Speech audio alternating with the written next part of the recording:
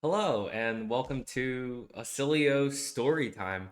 I recently top four the calling in Columbus, and I figured, hey, why not make a video about my run? Just a quick little story time for those that are interested. So here we are, story time commence.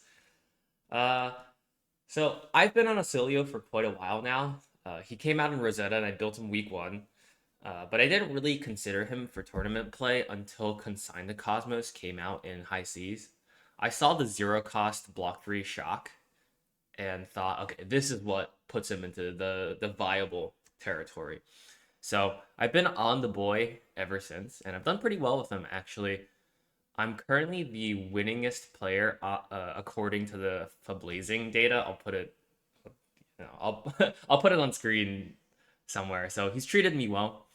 Last year in calling Kansas City, I lost my winning in there, so pretty disappointed about that. But I top 16 the event, and then I brought Oscilio to the World Championship where I cashed. Actually, I top 64 with him, so pretty hefty chunk of cash there. So I was pretty happy about that. And then obviously this latest finish in Columbus has been really spectacular as well.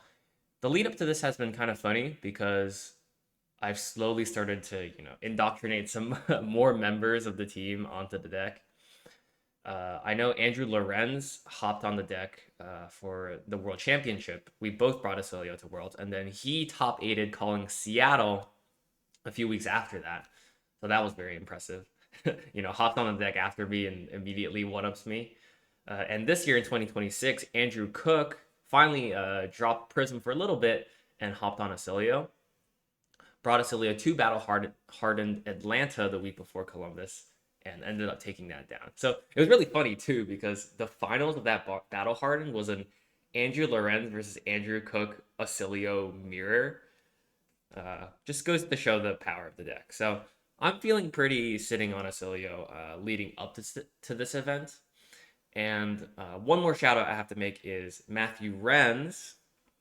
Uh, his resume, his resume. He top forward calling Kansas City with Oscilio, and then along with Martin Hollick was one of the X1 Oscilio players at Worlds.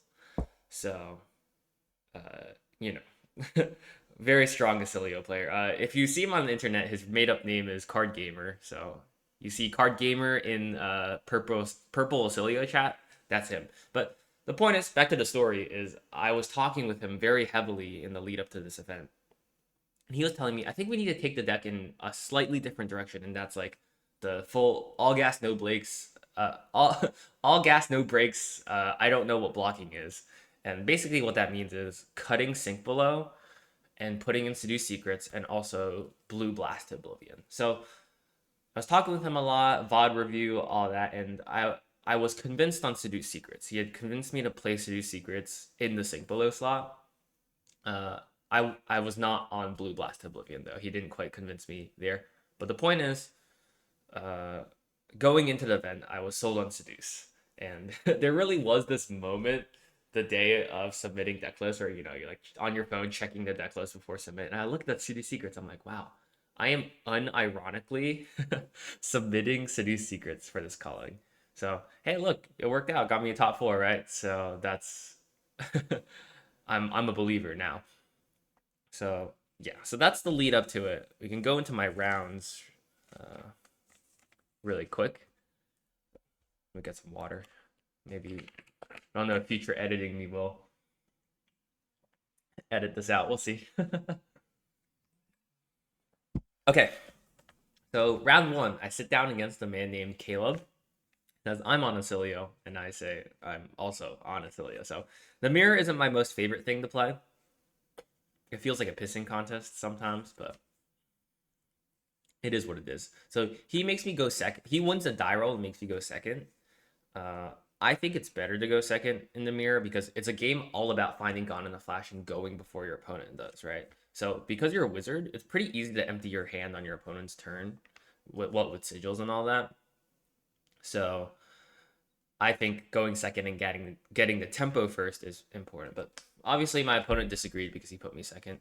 And I was not very skillful this game because I didn't draw Gone in a flash. Just one of those games where I draw my hand like it was a flittering charge hand, which is like reasonable, but it isn't what wins you the game. So I attack him and such.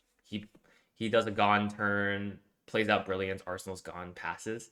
I go attack him. He bounces Brilliance back to his hand with a hat. I'm like, okay, I am so dead here if he gets to his turn. So I just need to go. So I crack boots to unlock my turn. It's like kind of measly. It's fine. Like it does a lot of damage, but it's not something that usually wins you the mirror is the problem. So he goes, he blasts me with his combo turn. I'm forced to block, and I go to two. So it's not looking good for me because this is like easy shock lethal range. Uh, and so I go to my turn. My brilliance pops. I draw flittering charge, the third one, and I go flittering, somersault, flittering, 8 physical damage. I'm just like, just shock me, just kill me, get it over with. And he looks at his hand, and it's no blocks. It's all instant, no blocks, but no shocks either. So he dies to 8 physical damage. I was like, oh my lord, I cheesed the hell out of that game. I just won a mirror by just attacking with flittering charge and some spells. So yeah, needless to say, got very lucky on that last turn, but I'm glad I played to my outs, right? I didn't ever think I'd win a mirror like that, but I played to my outs and got it. So 1-0 in the mirror. Round two, I play against a gentleman named Lucas. He's on Arachne Huntsman. This is actually a very interesting match. Huntsman has a lot of disruption. I was able to, keep constantly pulling cards out of my hand, forcing me to block, and so on. But the thing is, I just felt like I had infinite time is the problem, right? Like I was getting disrupted every turn, but the clock was really slow. So I played carefully through it and then eventually found my window and then just sent the full combo turn and that basically ended the game. It was very interesting actually. The thing is like because there was no clock, Oscilio just has all this time to slow down the game, play this outs, and find the window. So that's exactly what I did. Okay, round three. The pairings go up, and turns out my buddy Travis and I are playing, which we're both kind of disappointed. We fly all the way here, we sit next to each other on the plane, only to face each other in round three of the calling. But it is what it is. Um, he sends good pressure and disruption to start the game, so I'm in trouble and I'm behind. And I drop a hand. And it's like a reasonable Gone combo hand. I'm like, okay, this can get the job done. But he plays Codex of Inertia, giving me inertia, kind of messing the turn up a little bit. And I'm like, all right, well, I have to go. It's not optimal, but I have to go because otherwise I lose my Gone in the flash to inertia. So, and then he sends Mark the Black Widow to end the turn. I was like, okay, block 3 of my equipment. We gotta go. My turn. Oh, my hand is Gone in the flash, Blast Oblivion, and an instant. And my Sigil of Brilliance pops at the start of my turn, and I draw another Sigil of Brilliance. And I'm like, oh my god, this is perfect. Uh, with a Gone Blast combo, like having a Brilliance there is like the most perfect draw off the top. So I send the combo, I draw a card off Blast Oblivion, and I draw a card off Blast Oblivion, bouncing Sigil of Brilliance, and I draw Etchings of Arcana, the perfect spell to close this turn on. So not only did my combo turn catch me up, but it put me ahead actually because my 2 draws off the top were so perfect. So I was able to close the game out in very clean fashion after that because my draws were so sick. So it feels bad to beat a teammate in round 3 there, but that's what happens. Round 4, I played against Andrew, not the Andrews I was mentioning in the intro to this. Another Andrew who was on Mario. Um, I just remember my opponent should have flicked earlier in the game to open up the Calycera slot, so it made their turns a little bit awkward. But otherwise, I don't remember too much from this game. I just know that because he hadn't opened up that Calycera slot, so it made his turns awkward and gave me the tempo. So 4-0 here. Going to round 5, I play against Austin, who was on Verdance. It was a pretty interesting game, uh, especially because I think I had to. Was there a bell in this game?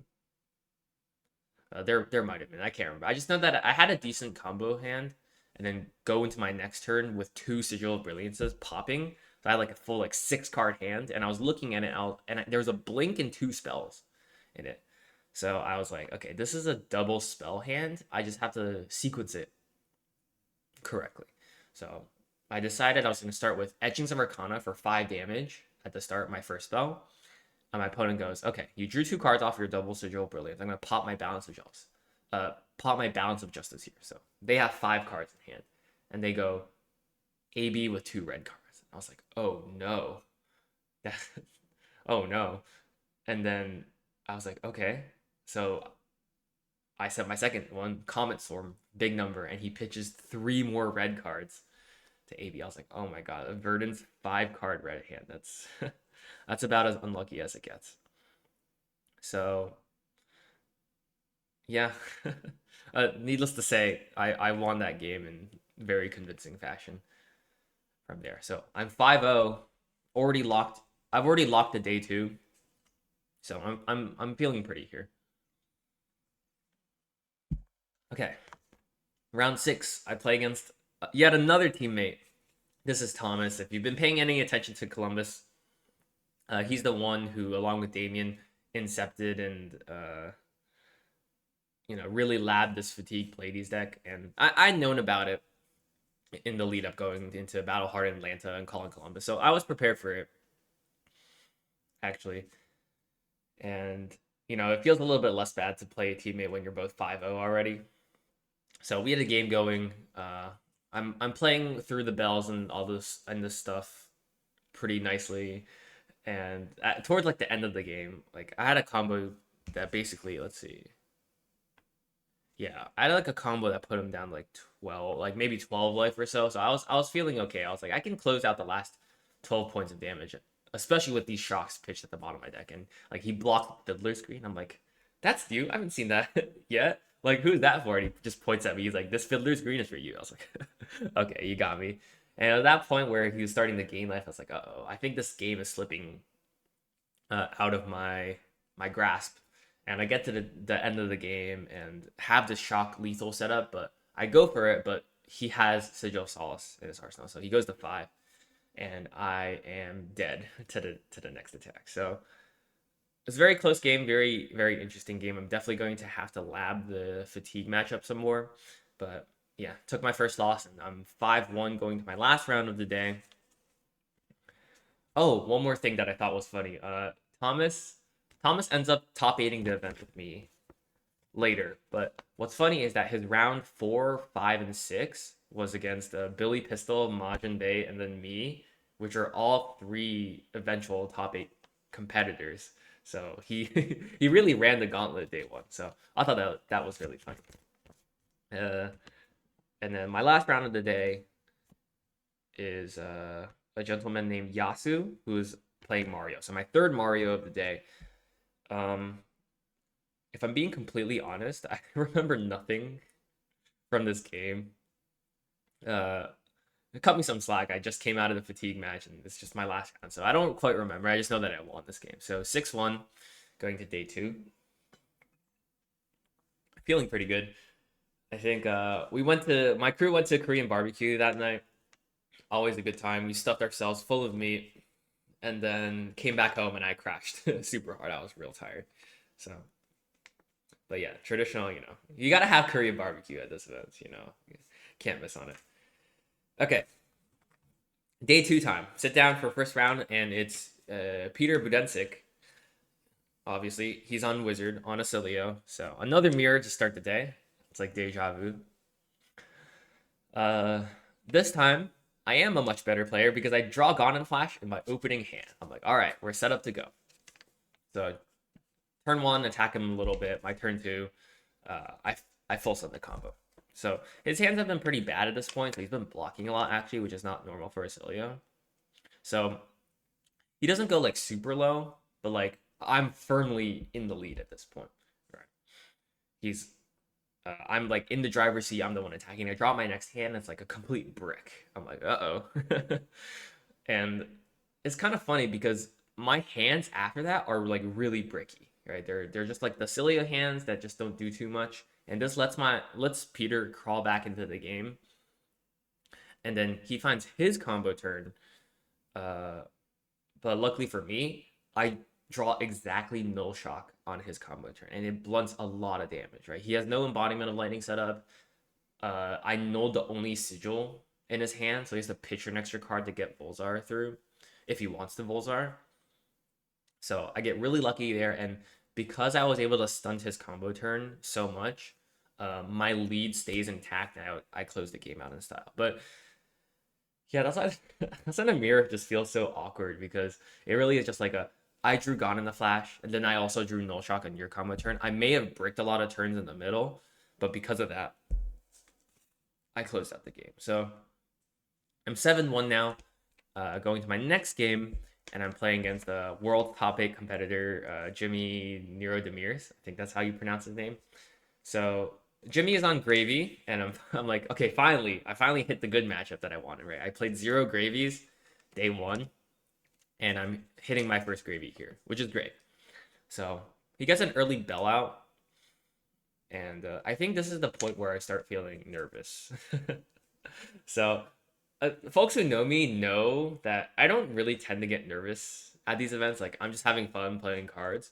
But I think this is one of those times when like reality finally hit me, and I was like, I've been on the bubble so many times at these. I've been at the top table of callings, top 16 at these callings, but never quite converted it to a top 8. Yeah. And here I'm playing a favored matchup, but against a very strong player, and he just played Amulet Echoes, and it was like just starting to hit me. So yeah, it was a humbling moment because turns out I'm not immune to it at all. I also turns out I can get nervous as well, which I was very surprised to find out. So I comboed through the bell pretty okay. I'm in the lead. I get to a turn where I really need to unlock it with my hat. So I block with my hat, bounce Sigil of Brilliance back, turn continues. Or so I bounce Sigil of Brilliance, draw a card, and turn continues. And then this is the point where I realize, oh wait, I blocked with my hat, but I forgot to discard a card to it, right? The cost of Flash of Brilliance is you have to discard a lightning card. So I show my opponent, it's like, oh, sorry, I forgot to discard a card. Well, wait one sec. And he says, we have to call a judge because you drew an extra card in between, right? I have no idea of knowing whether this card you say you're going to discard was already in your hand or not. And I'm like, that's true. It's a hidden information error. So we have to call a judge, get the situation resolved. And I'm really annoyed because I don't normally misplay like that, right? Like I've had misplays before, but this is something very like core to Oscilio, and I don't think I've ever messed it up in tournament before, just blankly forgetting to discard a card. So I was kicking myself for it for the misplay, and then later I missed a Sigil of Aether Amp for lethal. So it was +1 damage, and my spell should have put him to 0, but instead it put him to 1. And I was like, oh my, I can't believe I missed that, right? Like the misplays just chained into each other. So what was supposed to be a very solid, stable game to Gravy ended up being this like late game. Like I need to draw a shock, and every turn it was just like block, block, block, just draw up. I need to find the shock, and eventually I did finally draw the shock and get over the top. But basically, I made that game more stressful for myself than I really needed to, and it was a humbling experience. So I came out of that game. I'm 8-1 at this point, so I'm sitting pretty. I'm in punching distance of the top 8, and I was like, okay, dude, like reset. You gotta lock in. No breaks because my next round is from world top 8 competitor to the world champion himself, Michael Yasker, and he's on Florian. I have some intel from here. I was talking to Matthew Renz earlier, and it seemed like his game plan was just to play Bell, hide behind it, and fatigue. So I kind of like hedged for that. So I put in some of my fatigue tools and was ready to play a long drawn out game. And yeah, that was exactly the case. I basically like he attacked me with like plow, like reaping blade and maybe like plow under, or maybe it was Scythe. I think it was Dread Scythe. It doesn't matter. Basically, the only like physical attack he threw at me basically was a Plow Under for 2 to clear a god from my arsenal. But otherwise, he played Bell just block 12 every single turn. And this is where I was glad that I had the fatigue tools in. And my deck gave it to me. Like it wasn't like the smoothest of draws, but it was enough to get over the top of defenses. I know I closed the game out on a really funny. I had an embodiment of lightning. I went current funnel, somersault the current funnel again, and then spell from arsenal to close that game out. So I was obviously I was very ecstatic about winning this, and I think the nerves kind of melted away after that because I knew I was locked. Let's see, I was so after winning this game, I was 9-1 going into the last 2 rounds, and I'm sitting at the 1 seed right now. So I knew I was basically locked. So that was a good feeling. So the nervousness I had felt from the last 2 rounds finally melted away. So round 11, I play against Billy Pistol, one of the Sigil boys, and he's on Gravy. I'm like, okay, great. And this is just one of those funny games where he found an early he went turn 0 Chum, found an early Bell. I comboed through the Bell, but it wasn't a very good combo. I think maybe I could have held on to my Greaves a little bit more, but it's hard. It's hard to say. So I went through it, and then after that, my hands were just kind of bricky. Like I literally lost to just chum for 4 every turn, which is kind of a little bit silly. But my hands are just bricky. I think maybe I probably could have played better, and there's arguments for things I could have done better. But in the end, he got there simply because I don't think I played super perfectly, and my draws weren't perfect, or they just didn't line up very well. So I took a humbling loss to Gravy, and then my last Swiss round, I'm the 3 seed going to the final round, so I'm still sitting pretty. I'm pretty sure that uh, I can lose this and still make top 8 because my losses are so late.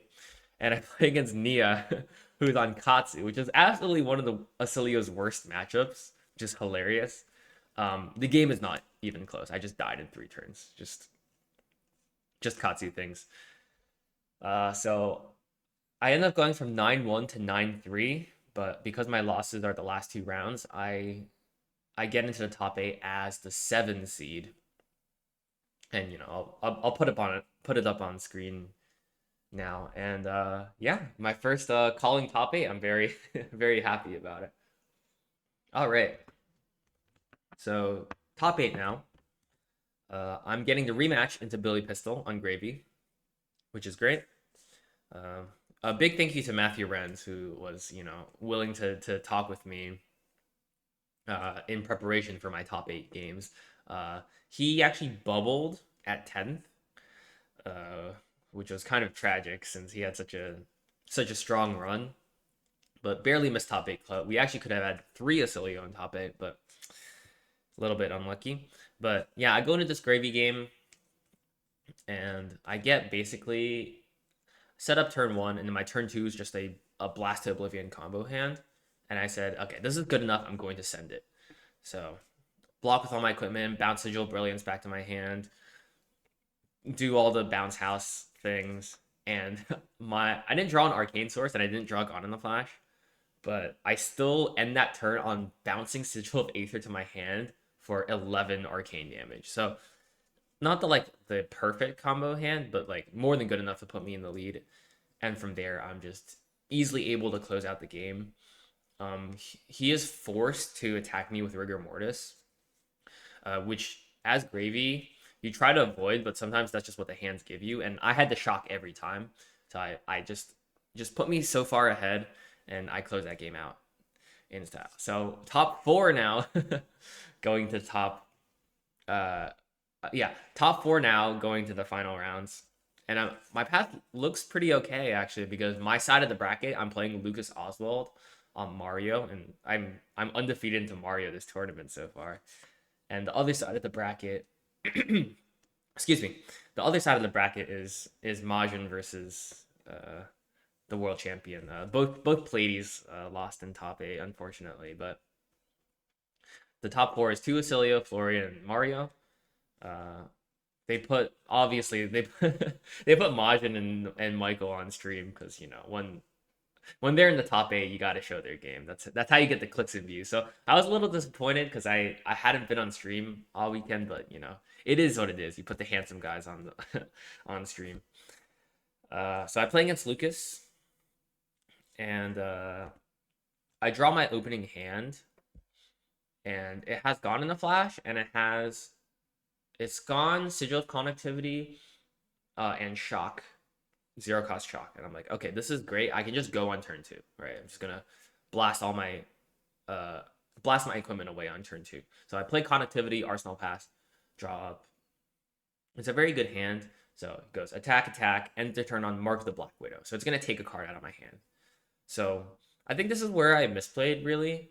I just blocked the Lightning Greaves and then let the Mark of the Black Widow hit and then banished Etchings of Arcana because I was valuing like what if he had some sort of reaction and maybe like getting rid of the mark could be valuable. But I think at the end of the day, just blocking with the Etchings of Arcana and Greaves for 4 damage is just worth more, right? Let him transform, whatever. Obviously, you might have changed the outcome of the game, but I think blocking there is just +3 life and worth more than playing around other things, especially since my hand was reasonable. So yeah, basically, I think basically that was like a -3 life play. Blast him for 20, like a 24 damage combo turn. He blocks 3 on it, goes to 19. And from there, I draw an absolute brick. It's just 4 instants and don't do anything. I was like, okay, it's fine. Like the combo turn put me ahead, but his turn is big enough that it just basically evens the game. And I'm like, all right, this this brick hand is gonna set me back, but it's fine. So basically, I only hit him for like 4 arcane damage or something. And my next hand is reasonable. I had the cycle to get there, but he puts me low. He puts me to like 6 life. My hand pretty good, like blast bounce, like use bindings, everything. And I put Lucas to 4, right? So he's at 4. I'm at 6, going to his turn, and he's got a full grip, and he goes dagger for 1 and take 1, uh, and then Mark of the Black Widow, uh, threatening 6 damage because he's currently Form 2 Funnel Web. I was like, okay, this is reasonable. Like he's at 4, so I just have to draw a Shock Lethal. So I block. He pumps it over the top, and then cracks his boots for go again. I'm like, oh no, like this is really bad for me now because my decision to not block enough on the my decision to not block enough on that attack is going to cost me if this is go again into Codex, and it is cracking boots go again Codex, leave no witnesses, flick for 4, or sorry, 4 physical, flick for +1, and I'm at 5, so that hits me for exact lethal and ends my ends my run at calling Columbus. So that's what I mean is if I had +3 life from my earlier play, I would have lived there, and then I would have had the chance to draw Shock Lethal on my next turn. Right, he's at 4, which is not impossible. It's a little unlikely, but not impossible. So would have given me an out there. So, but unfortunately, I don't think I played very perfectly this game,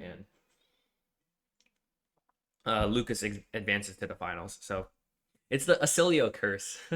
We just always die in the semifinals. So yeah, this one was a little bit my fault, but hey, still a good run overall. I'm very proud of finally taking Oscilio to a calling top 8 finish, top 4 in fact.